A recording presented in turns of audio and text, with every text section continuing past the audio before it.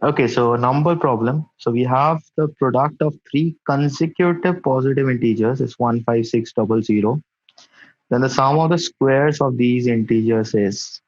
Now, whenever you have a question like this in CAT, it's not about solving it with equations. It's hardly any time solving with equations. So let me show you a method because this is a product that we're talking about. I'll always factorize numbers of these form in the comfortable manner that I can observe directly. So in this case, I can see that the 100, I can keep the 100 separate. Then I have 156 left out, which is 12 into 13, right? So if I have this factorization, I'm trying to, convert this to three consecutive numbers. Now, what I see is if I double this and double this, then they are still close, but doubling this and doubling this will effectively result in dividing this 100 by 4, right? So if you observe this, then it becomes very easy because now you find that the three numbers that we are looking for are 24, 25, and 26. So the faster you arrive at this situation, the faster you can solve this problem. But even from calculation point of view, this is not the end of it. We're looking for sum of the squares of these integers, right? So there is still something to do. Let me show you something here. So we have 24 square plus 26 square plus 25 square needed to be done, right?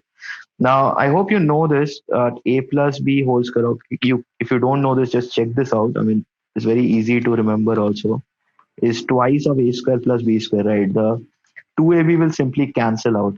So what I'll do is I'll write this as 25 minus 1 whole square. I mean, mentally, I don't have to write it down, but just I'll show this to you. And we have something like this, right? Now, if you look at these two parts, it's similar to this thing, right? A plus b whole square and a minus b whole square added. So that is simply 2 into 25 square. Let me write this step.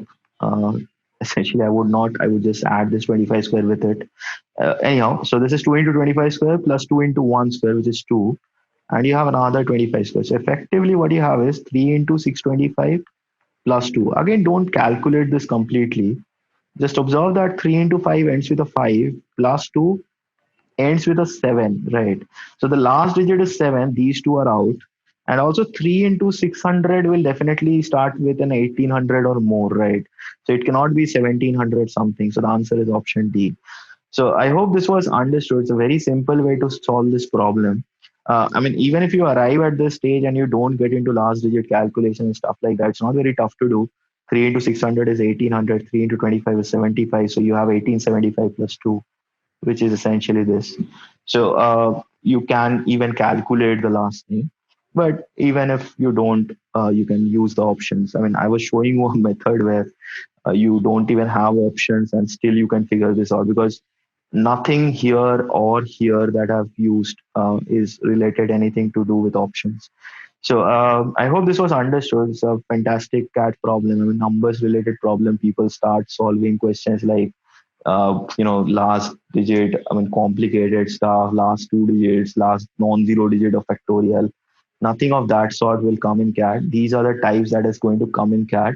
So improve on your observation, improve on your reasoning skills. That is what CAT is going to test. They're not going to test your knowledge on theorems and stuff. So these are the things which will give you an edge, not knowing those theorems and stuff. So I hope this is understood. It's a very nice CAT problem. I'm also going to upload this particular video on your YouTube channel. So if you are watching this on YouTube and you like this video, then do press on the like button and subscribe to our channel. This is a CAT 2017 slot 2 problem. If you have not taken the CAT papers that we have uploaded very recently in our website, it's open to all. You can take it there. We have uploaded these kind of video solutions for each of the quant question as well as the LRDI sets.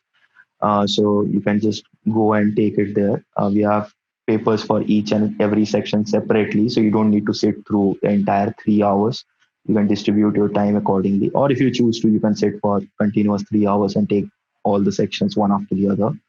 So that is it for this question. I hope you enjoyed it. If you are watching it on YouTube channel, then do subscribe to our channel and share it among your friends. Also press on the like button, if the bell button if you are subscribing to the channel, you'll automatically get notifications in your YouTube apps of laptops, mobile phones, any device that you're using the YouTube app on.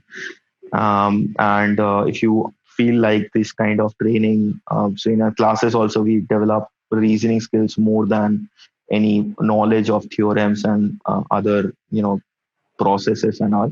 It's more reasoning oriented and basics oriented rather than formula oriented approach that we focus on.